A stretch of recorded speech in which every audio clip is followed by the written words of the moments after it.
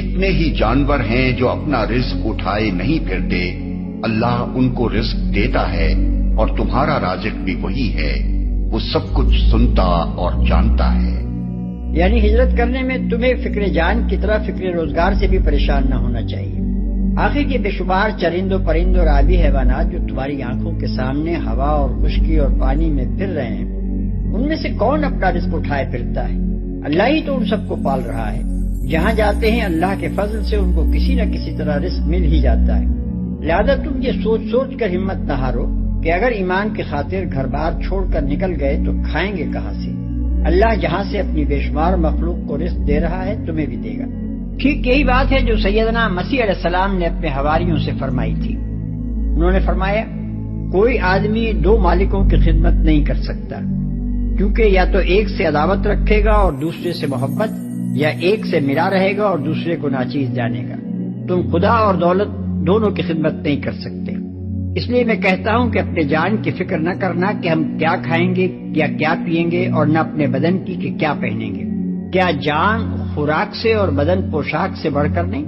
ہوا کے پرندوں کو دیکھو کہ نہ بوتے ہیں، نہ کاٹتے ہیں، نہ کوٹھیوں میں جمع کرتے ہیں، پھر بھی تمہارا آسمانی باپ ان کو کھلاتا ہے۔ کیا تم ان سے زیادہ قدر نہیں رکھتے؟ تم میں سے ایسا کون ہے جو فکر کر کے اپنی عمر میں ایک گھڑی بھی بڑھا سکے؟ اور پوشاک کے لیے کیوں فکر کرتے ہو؟ جنگلی سوسن کے درختوں کو غور سے دیکھو کہ کس طرح بڑھتے ہیں۔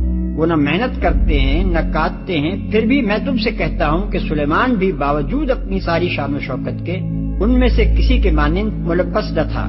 بس جب خدا میدان کی گھاس کو جو آج ہے اور کل تنور میں جھونکی جائے گی ایسی پوشاک پہناتا ہے، تو اے کم اعتقادو، تم کو کیوں نہ پہنائے گا؟ اس لیے فکر مند نہ ہو کہ ہم کیا کھائیں گے، کیا پیئیں گے یا کیا پہنیں گے۔ ان سب چیزوں کی تلاش میں تو غیر قومیں رہتی ہیں۔ تمہارا آسمانی باپ جانتا ہے کہ تم ان سب چیزوں کے محتاج ہو۔ تم پہلے اس کی بادشاہی اور اس کی راست بازی کی تلاش کرو، یہ سب چیزیں بھی تمہیں مل جائیں گی۔ کل کے لیے فکر نہ کرو، کل کا دن اپنی فکر آپ کر لے گا۔ آج کے لیے آج ہی کا دکھ کافی ہے۔ متی باب 6 آیات 24 تا 34۔ قرآن اور انجیل کے ان ارشادات کا پس منظر ایک ہی ہے۔ دعوت حق کی راہ میں ایک مرحلہ ایسا آ جاتا ہے جس میں ایک حق پرست آدمی کے لیے اس کے سوا چارہ نہیں رہتا کہ عالم اسباب کے تمام سہاروں سے قطع نظر کر کے محض اللہ کے بھروسے پر جان جوکھوں کی بازی لگا دے۔ ان حالات میں وہ لوگ کچھ نہیں کر سکتے جو حساب لگا لگا کر مستقبل کے امکانات کا جائزہ لیتے ہیں اور قدم اٹھانے سے پہلے جان کے تحفظ اور رزق کے حصول کی ضمانتیں تلاش کرتے ہیں۔ در حقیقت اس طرح کے حالات بدلتے ہی ان لوگوں کی طاقت سے ہیں جو سر ہتھیلی پر لے کر اٹھ کھڑے ہوں اور ہر خطرے کو انگیز کرنے کے لیے بے دھڑک تیار ہو جائیں۔